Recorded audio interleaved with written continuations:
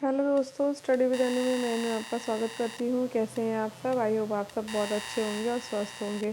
तो जैसे कि आपको पता है, ये आपकी एनसीईआरटी की हिस्ट्री सार की क्लास है। एनसीईआरटी सार की हिस्ट्री की क्लास, जिसमें हम क्लास 6 से लेकर क्लास 12 तक के सारे वन लाइनर क्वेश्चंस करते हैं, जो कि अब तक की एग्ज़ाम्स में पूछे जा चुके हैं।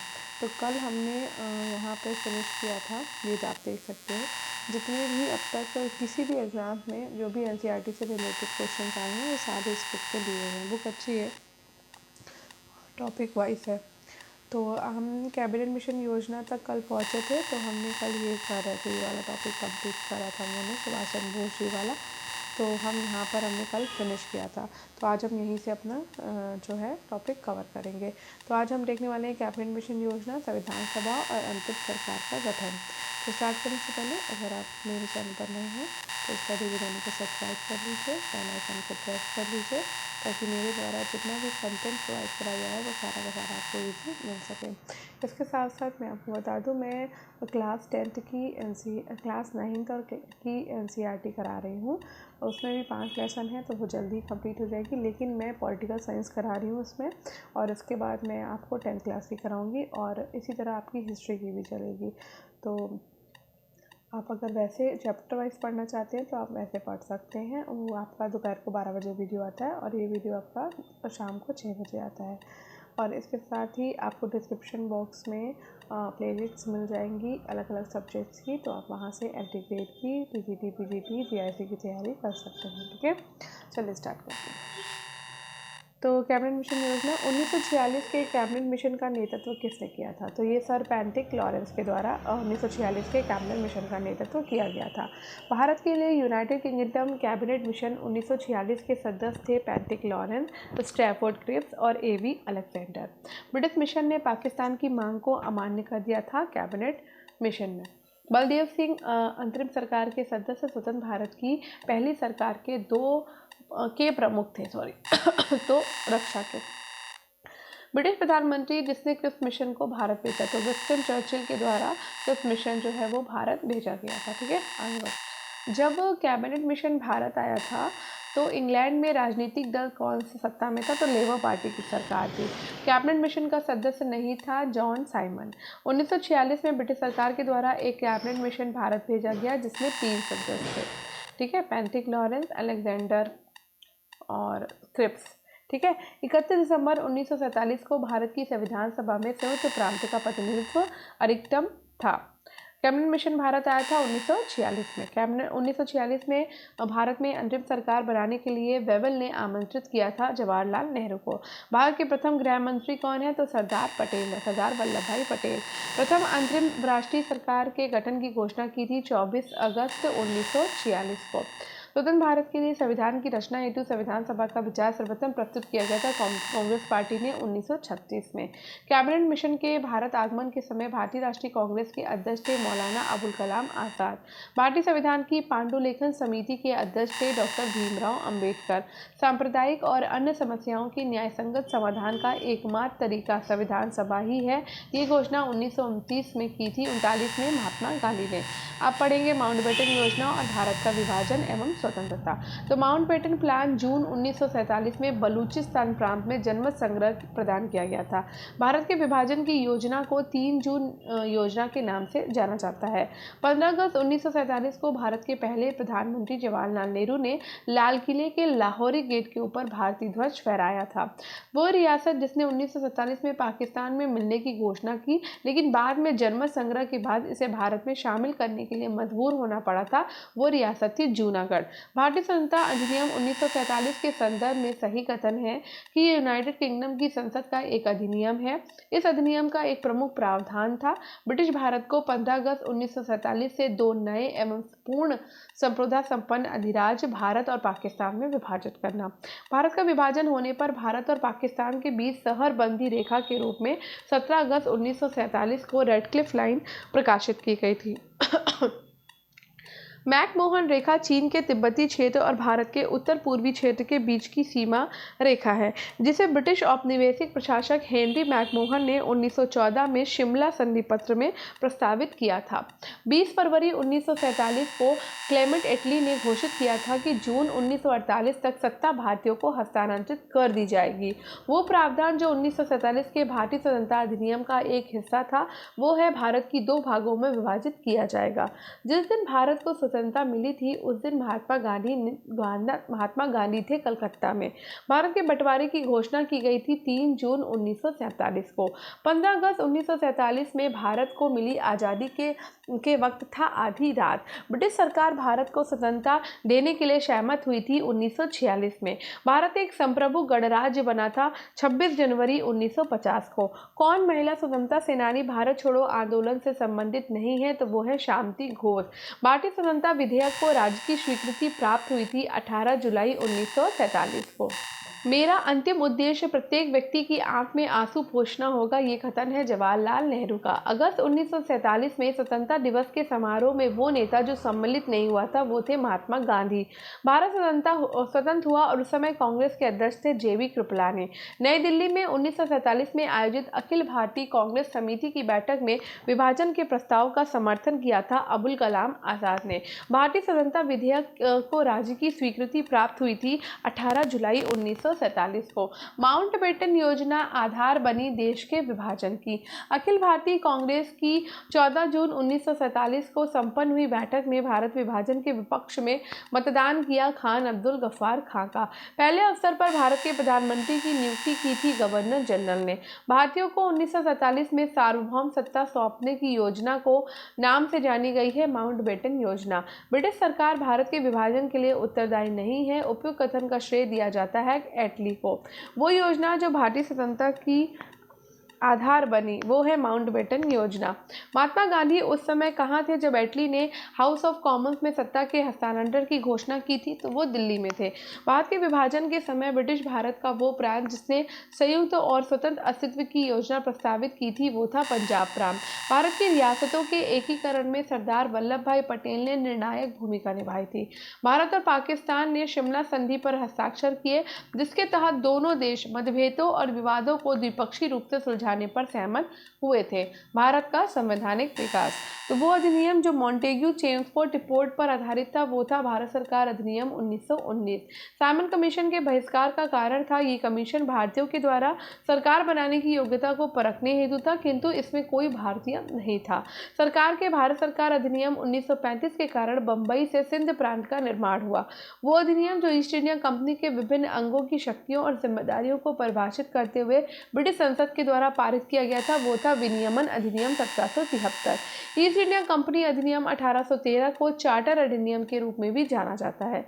जवाहरलाल नेहरू ने भारत सरकार अधिनियम 1935 को दासता का एक नया घोषणा पत्र के रूप में वर्गीकृत किया था। भारत सरकार अधिनियम 1858 के प्रावधान के द्वारा ब्रिटेन के भारतीय प्रांतों पर ईस्ट इंडिया कंपनी के शासन को निरस्त कर दिया गया और उन्हें ब्रिटिश क्वीन के नाम पर शासित किया जाना तय किया गया। कलकत्ता में एक शाही चार्टर के द्वारा नगर निगम की स्थापना की गई थी 1726 में। भारत सरकार अधिनियम 1919 जिसमें कई सुधार शामिल थे, मॉन्टेग्यू चेम्सफोर्ड सुधार रिपोर्ट सुधार के आधार पर पारित हुआ था।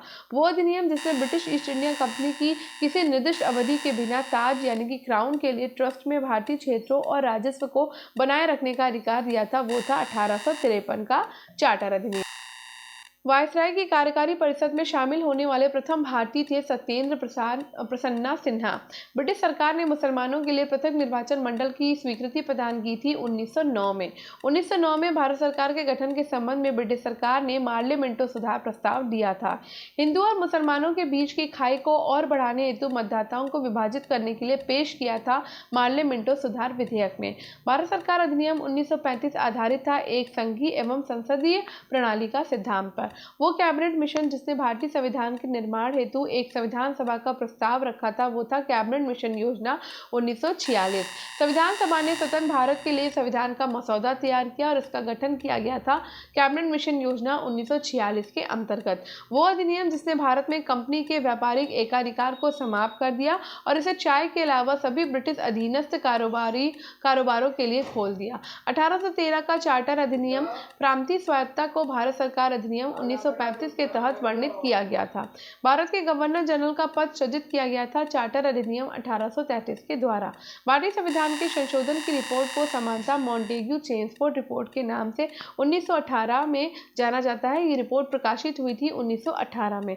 वो अधिनियम जिसे मार्लेमेंटो सुधार के नाम से जाना जाता है वो है भारतीय परिषद अधिनियम 1909। ब्रिटिश इंडिया के अधिनियम ने सामूहिक कार्य संचालन के स्थान पर विभाग या विभागीय पद्धति के द्वारा वायसराय की कार्यकारी परिषद पर उनके प्राधिकार को और अधिक प्रबल प्रदान किया था। वो है भारतीय परिषद अधिनियम 1861। 120 सदस्यों वाले चैम्बर ऑफ प्रिंसेस की व्यवस्था की गई थी 1919 के अधिनियम के द्वारा। बोर्ड ऑफ कंट्रोल की स्थापना पिट्स इंडिया अधिनियम 1784 के अंतर्गत की गई थी। अधिनियम जिसमें भारतवासियों को अपने देश के प्रशासन में कुछ हिस्सा लेना संभव बनाया था वो है चार्टर एक्ट 1833। पहली बार भारत में एक क्रियाशील विधान परिषद का सृजन किया था वो कानून था चार्टर एक्ट 1853। भारत में अप्रत्यक्ष निर्वाचन की प्रथा आरंभ की गई थी 1892 में। लोक सेवाओं की परीक्षा इंग्लैंड और भारत में एक साथ करने की संस्तुति दी थी मॉन्टेग्यू चेम्सफोर्ड रिपोर्ट के द्वारा। भारत में पहली बार लोक सेवा आयोग की स्थापना गवर्नमेंट ऑफ इंडिया एक्ट 1919 अधिनियम से हुई। 1909 के इंडियन काउंसिल एक्ट में व्यवस्था की गई थी सांप्रदायिक प्रतिनिधित्व की। द्वैत शासन प्रणाली भारत में कार्यान्वित रही 1921 से 1937 तक।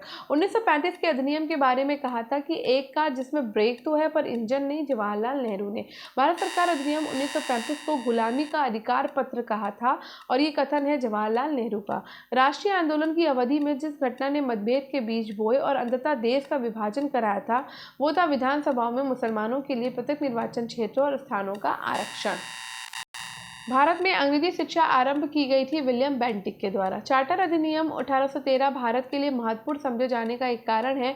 इसके द्वारा भारतीयों की शिक्षा के लिए वित्तीय प्रावधान किया गया। भारत सरकार का वो एक्ट जिसमें मुसलमानों के लिए पृथक मतदान व्यवस्था की स्वीकृति दी गई थी वो है 1919 का मार्लेमेंटो सुधार। आधुनिक भारत की महत्वपूर्ण संस्थाएं और उनके संस्थापक। भारत में थियोसॉफिकल सोसाइटी से संबद्ध नहीं है एनी बेसेंट। हरिजन सेवक संघ की स्थापना महात्मा गांधी ने करी है। गदर पार्टी की स्थापना लाला हरदयाल ने करी है। 1917 में बनी भारतीय महिला संघ की पहली अध्यक्ष थी Annie Besant. Sir Syed Ahmad Khan ने संगठन को स्थापित किया all India modern educational conference को।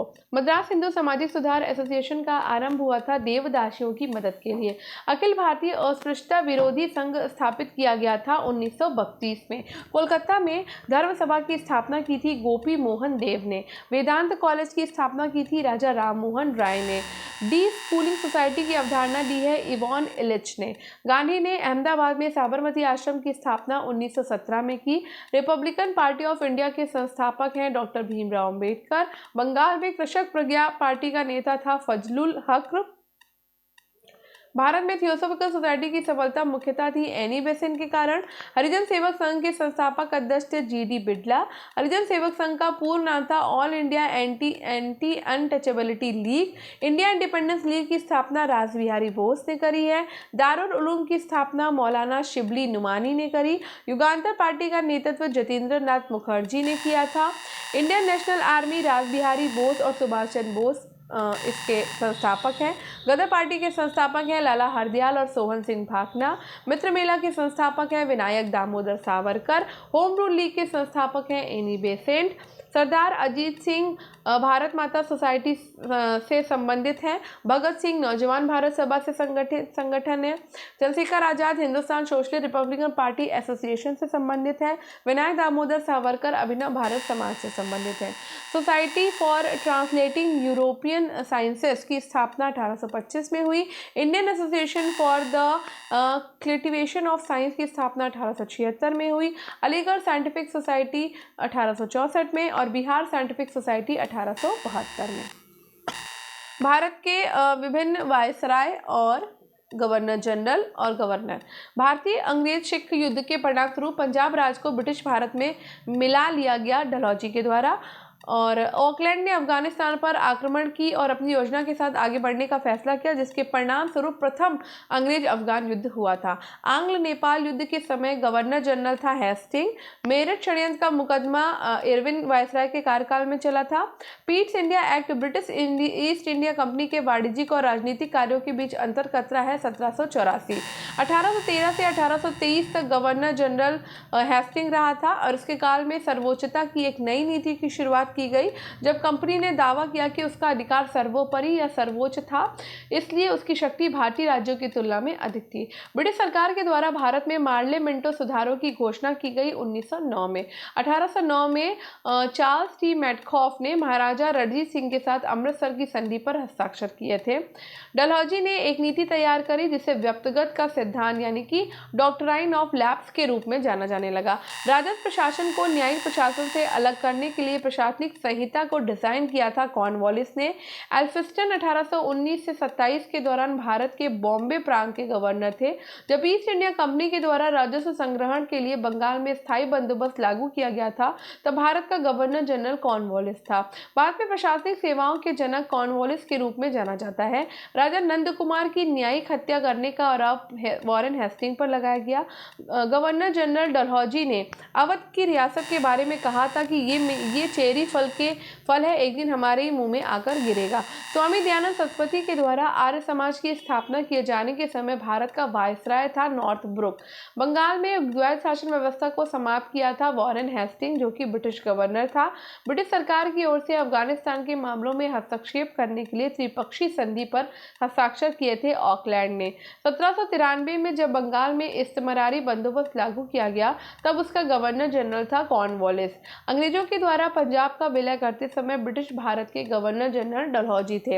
अवध को अशांत क्षेत्र घोषित करने में महत्वपूर्ण भूमिका निभाई डलहौजी ने, जिसमें इसे ब्रिटिश नियंत्रण में लाना आवश्यक हो गया था।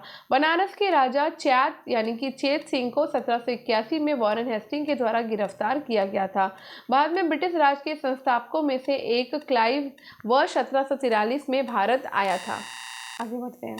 1878 के वर्नाकुलर प्रेस एक्ट को वायसरॉय रिपन के कार्यकाल के दौरान निरस्त कर दिया गया था। 1877 में वायसरॉय लिटन ने महारानी विक्टोरिया को भारत की महारानी के रूप में स्वीकार करने के लिए एक दरबार का आयोजन किया था। 1773 से 1785 तक ब्रिटिश भारत के पहले गवर्नर जनरल थे वॉरेन हेस्टिंग। 1774 ईस्वी में भारत के पहले डाकघर की स्थापना की थी वॉरेन हेस्टिंग ने। 1815 में भारत का पहला सर्वेयर जनरल नियुक्त किया गया था कार्लिन मैगजी को। कॉर्नवालिस कोड लागू किया गया था 1793 में। 1884 में लागू किए गए इल्बर्ट बिल से संबंधित था लॉर्ड रिपन। बंगाल में द्वैध शासन तंत्र की शुरुआत की थी रॉबर्ट क्लाइव ने। भारत के महाराज्यपाल गवर्नर जनरल को अब पहली बार वायसराय की उपाधि प्रदान की गई 1858 में। 15 अगस्त 1947 को जब भारत को स्वतंत्रता प्राप्त हुई, उस समय भारत का वायसराय माउंटबेटन था। भारतीय दंड संहिता का मसौदा तैयार किया था, जो भारत में भारतीय आपराधिक संहिता का आधार बना थॉमस बैबिंगटन मैकॉले ने। गवर्नर जनरल कैनिंग ने निर्णय किया कि बहादुर शाह जफर, जो कि अंतिम मुगल शासक होगा और उसकी मृत्यु के बाद उसके कोई भी वंशज राजाओं के रूप में मान्य नहीं होंगे। वो सहायक गठबंधन प्रणाली जिसके माध्यम से अंग्रेज अपने भारतीय मित्र राष्ट्रों को बाहरी और आंतरिक खतरों से उनकी सत्ता की रक्षा के लिए जिम्मेदार थे, वेलेस्ली के द्वारा शुरू की गई थी।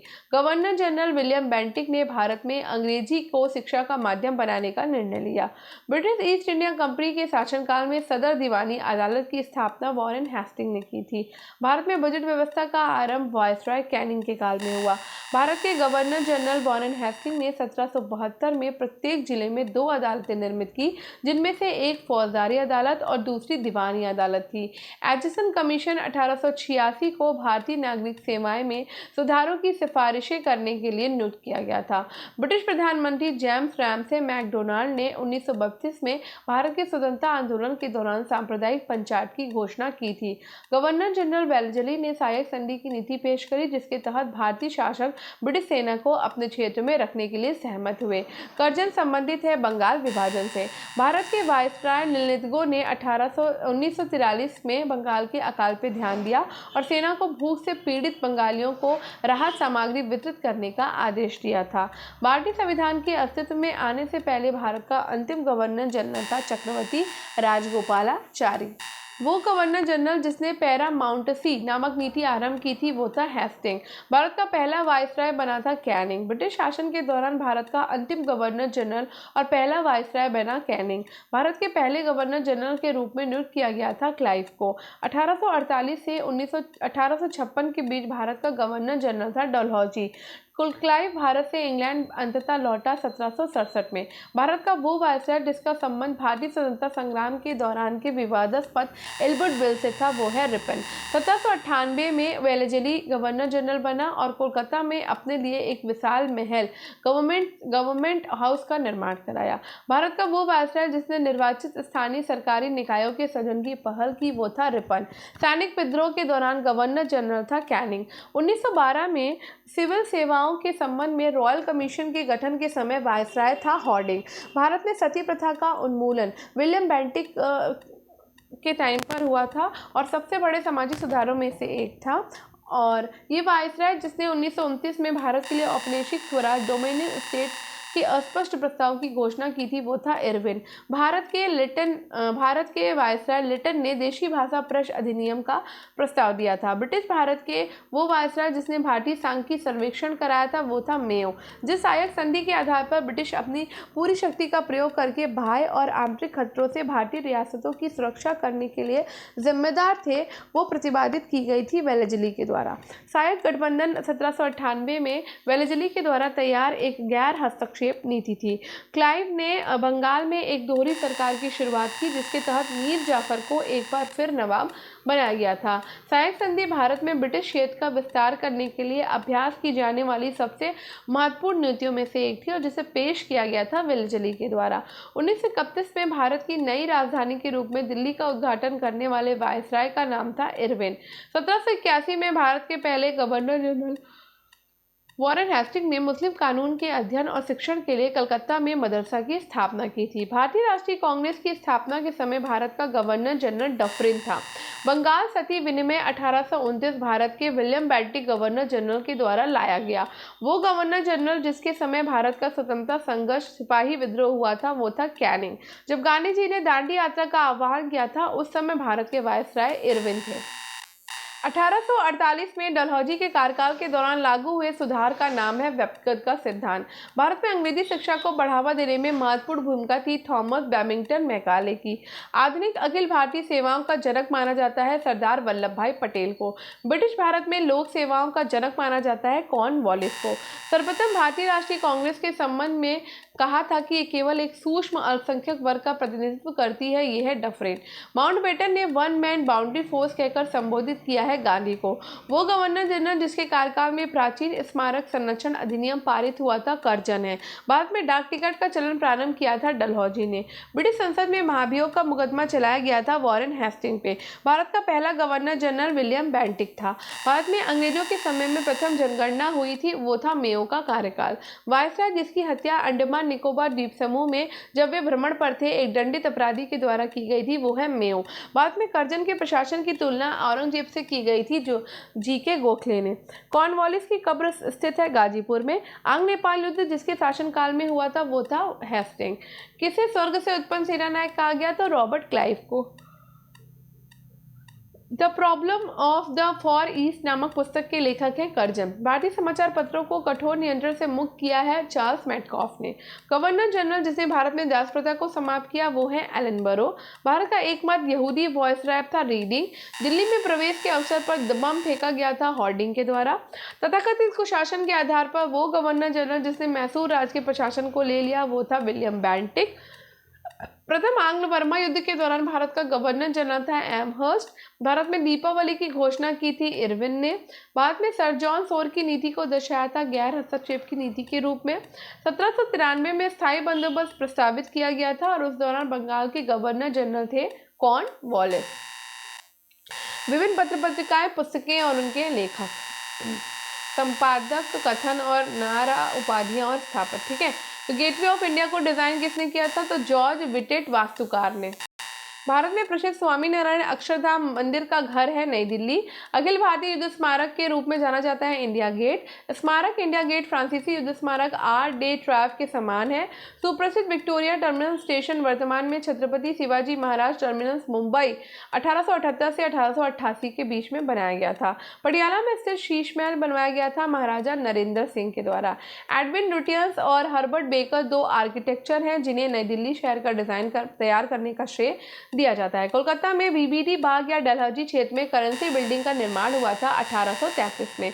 कोलकाता के विक्टोरिया मेमोरियल का कर्जन के द्वारा निर्माण किया जाना प्रस्तावित किया गया था। जवाहरलाल नेहरू के द्वारा लिखी गई पुस्तक है a bunch of old letters. My experiment with truth आत्मकथा है महात्मा गांधी की। High am an atheist, sorry high लिखा है मैंने, इंग्लिश पढ़नी चाहिए, हिंदी में तो पता नहीं क्या ही लिखा हुआ है। Why I am an atheist शीर्षक पुस्तक के लेखक हैं भगत सिंह। नेताजी सुभाष चंद्र बोस के द्वारा लिखी गई पुस्तक है द इंडियन स्ट्रगल। प्रसिद्ध कृति आनंद मठ के रचयिता हैं श्री बंकिम चंद्र चटर्जी। गांधी जी ने दक्षिण अफ्रीका में संपादन किया था यंग इंडिया अखबार का।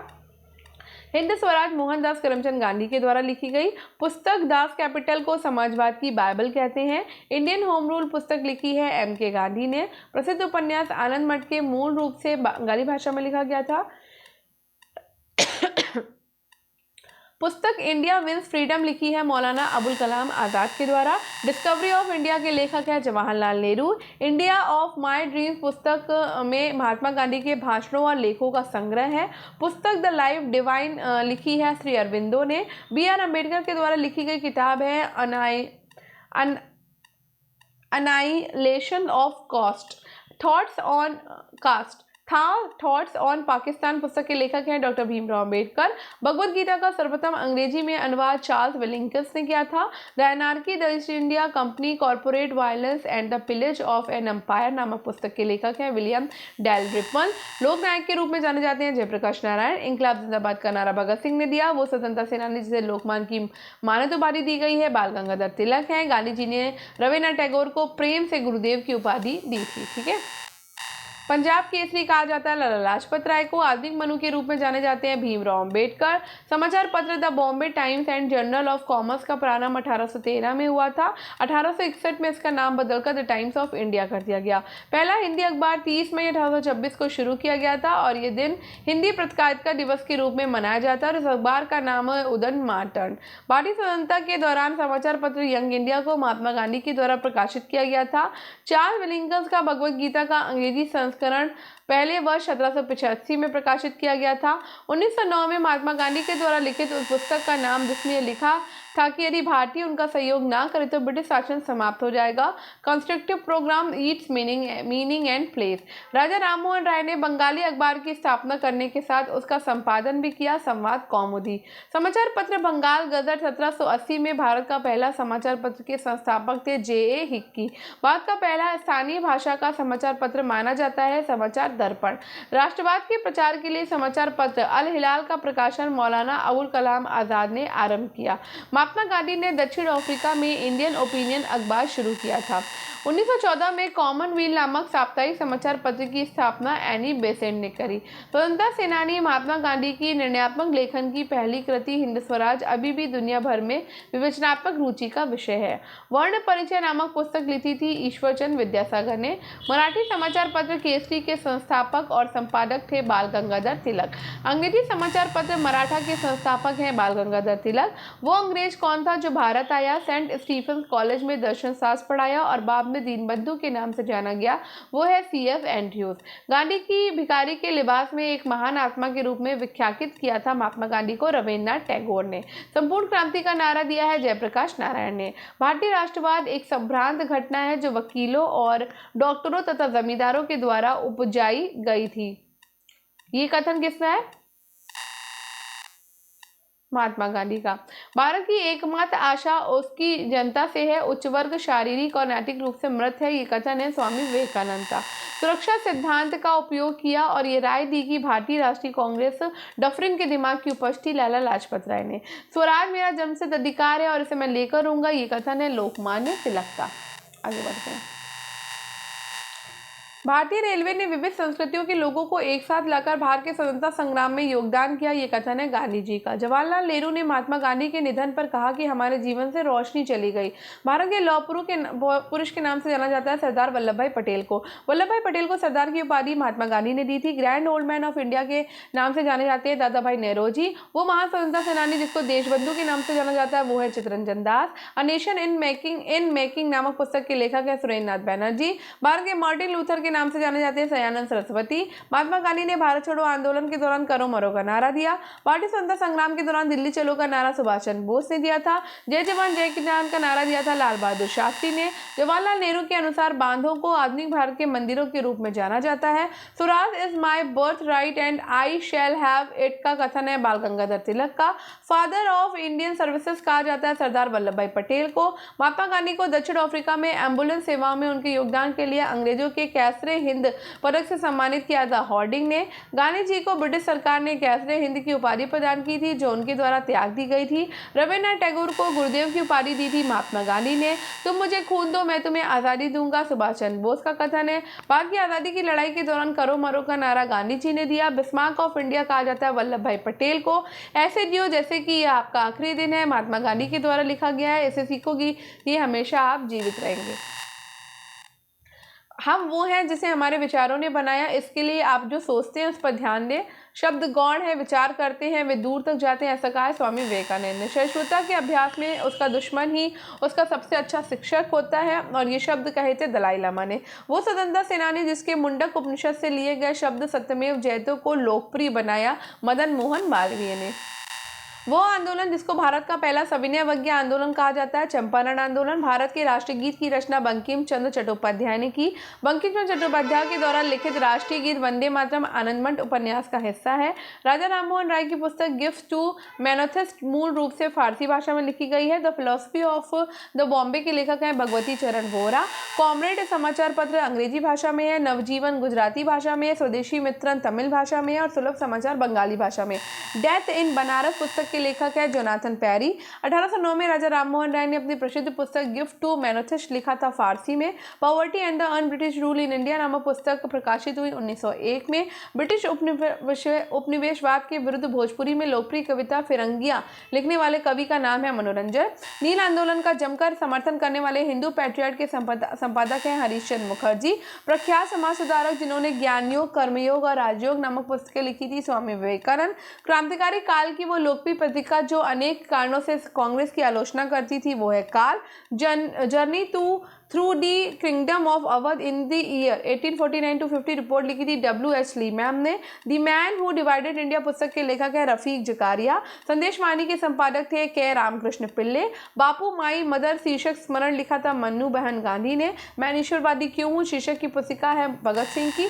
इंडिया स्ट्रगल फॉर इंडिपेंडेंस पुस्तक के लेखक है Vipin Chandra. Mountbatten and the partition of India पुस्तक के लेखक है Larry Collins and Dominique Lapierre. Bandi Jeevan पुस्तक के लेखक है सचिन सान्याल। मदर इंडिया पुस्तक लिखी थी कैथरीन मेयो ने।